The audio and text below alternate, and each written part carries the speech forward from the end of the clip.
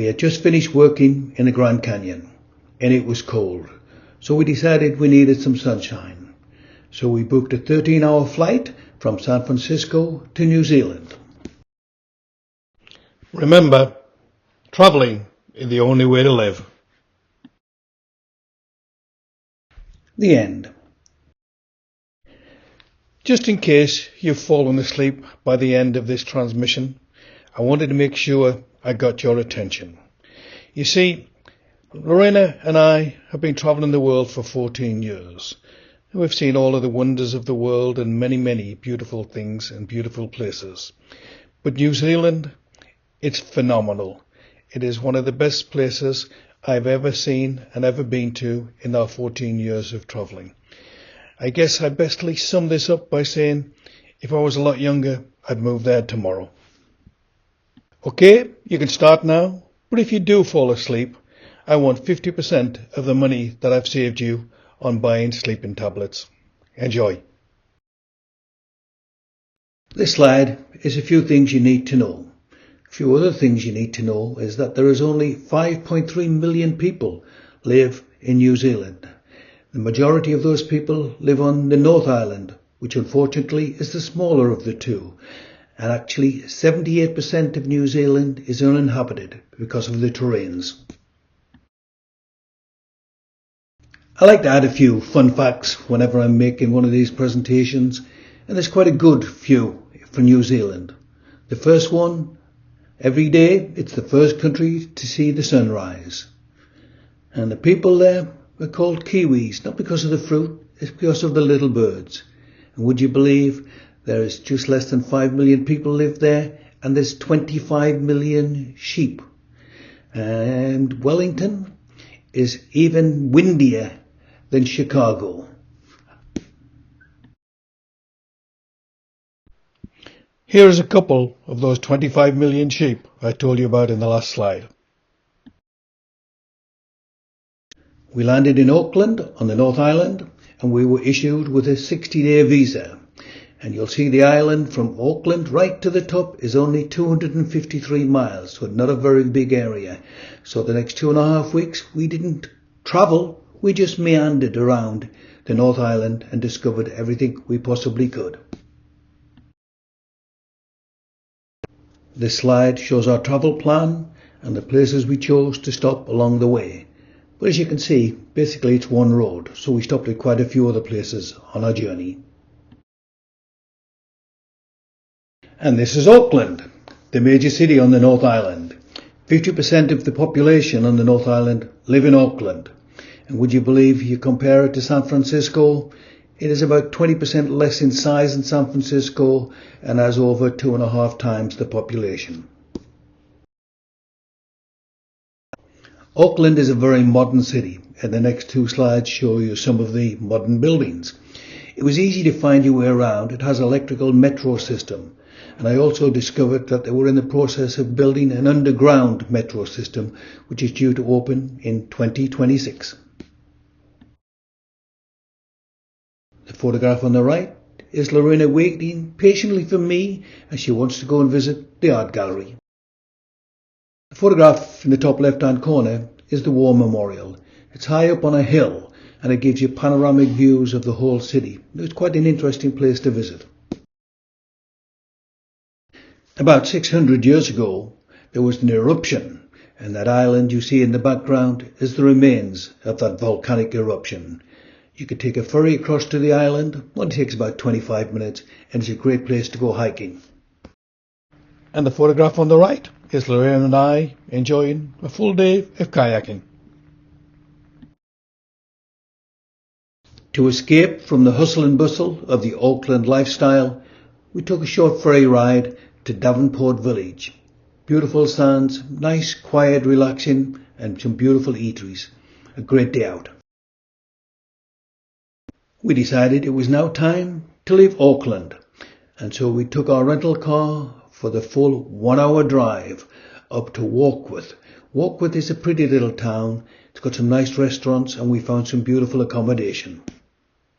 As we walked the streets of Warkworth, we came across a building that was built in 1883, We didn't even know New Zealand existed back in 1883. The next day we left Warkworth and heading towards Wangari Falls. This was nearly 70 miles away. I was pretty sure I was going to be exhausted by the time we got there.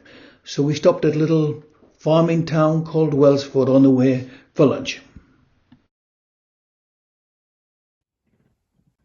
Wangari Falls is surrounded by peaceful pathways, lots of benches and lots of viewpoints and little bridges.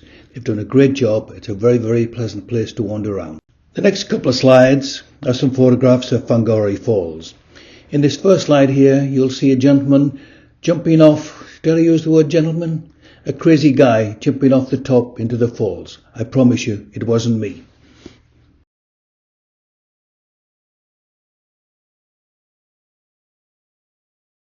Our next stop was the little town called Kawa Kawa. I think that's how you pronounce it. It was a very interesting little town, as you'll find out from the next few slides. In my 14 years of travelling, I've visited many places.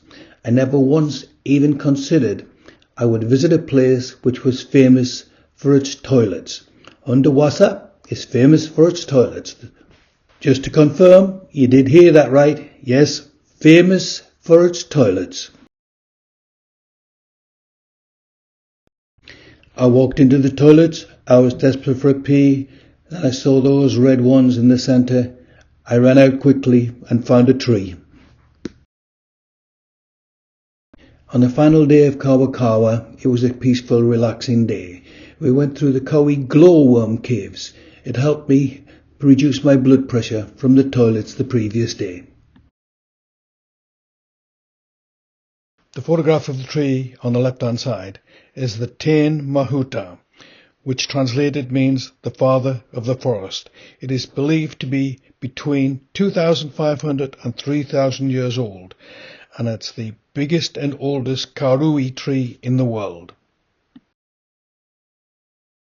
As well as trees in the forest, they had a river and a little bit of a waterfall, which we enjoyed while we were there. This photograph shows the most northern point in New Zealand. And this is where the Tasmanian Sea from the west joins the Pacific Ocean to the east, creating dramatic swirling white currents. Lorraine and I really enjoyed Cape Ringa. And if you ever get the chance to go to New Zealand, put this high on your list of places to visit. It is really good. We had a little bit of time left on our hands, so we collected about 100 of those little white rocks and did some graffiti in the sand. We were very pleased we reached the most northern part of New Zealand, and also being able to see the effect of the two seas coming together. On our way back south, we stopped at a few places that we heard about while we were travelling. Our next stop was Pier Beach, and the reason for Pier Beach was I'd read it had black sand. I thought I'd never seen black sand before. This'll be a first. Photograph in the top left-hand corner is a volcanic rock, and its grassy features gives it a very distinctive look. It's called the Lion Rock. Another reason for the Pier Beach location was Haruru Falls was only a 3-mile hike along the coast. The flat top rock in the water is Mototara, and it's a key nesting site for thousands of Australian gannets. We drove the 250 miles back from Cape Rengia to Auckland, and we were ready to start heading south. The listing on the left is our planned stopping points, but those listings are always subject to change. With the exception of the third one down, Hobbiton is my number one priority. On our way south, we stopped at the very pleasant Hamilton village. We were up at the crack of dawn because I was very excited about our next destination. We arrived at Hobbiton and we bought 2 t-shirts in the first 30 minutes, and would you believe it, my ears grew very quickly. I'd really enjoyed the movie The Hobbit, and I enjoyed the next 2 days as we wandered around the studios of Hobbiton, first class. As we wandered along the footpaths, we bumped into these two nice gentlemen. As I'm from England, it's normal to have afternoon tea and cake. No sooner had we sat down and we were joined by this gentleman. The next 3 slides, and I make no apology for this, is me enjoying Hobbiton. I hope you enjoy it as well.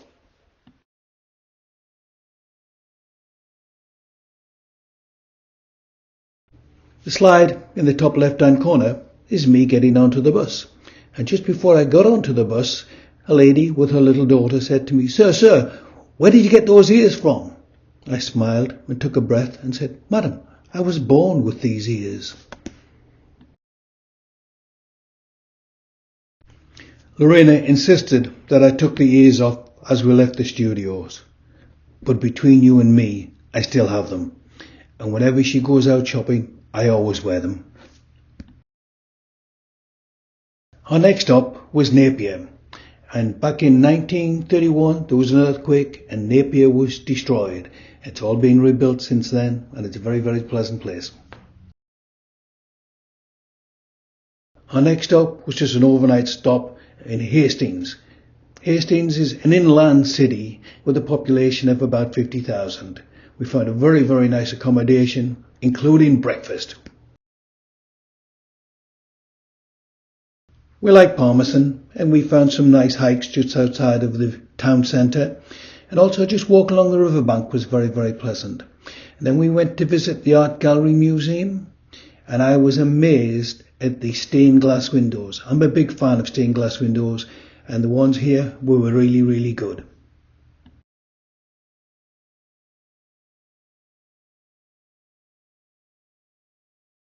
Here are the 2 beautiful stained glass windows. We only stayed overnight in Leven, and from what we saw, it's a large, busy city. Not really our style. We like the countryside. The Pohjotutu visa typically erupts about 20 times each day, and the height of the eruption is normally about 100 feet. It has some great viewing sites, and it's easy to take photographs and video. And this is from a guy who worked at Yellowstone National Park.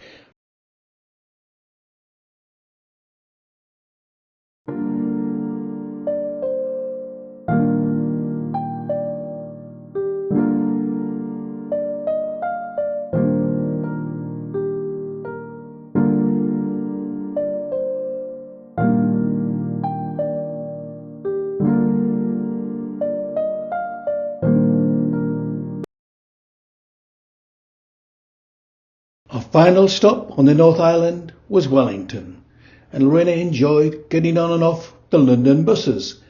We were here to get the ferry across to the Southern Island, and we only stayed about 48 hours. We hadn't seen very much traffic throughout our tour of the North Island, so when we got to Wellington, Lorena had great difficulty figuring out that in New Zealand they drive on the other side of the road. As you can see from these photographs, Wellington is a big, busy city. The good news is those ferry boats are going to very many different destinations. After 5 days of wandering around Wellington, we organised the ferry from Wellington to Picton. It was a 4-hour journey, which went over very quickly.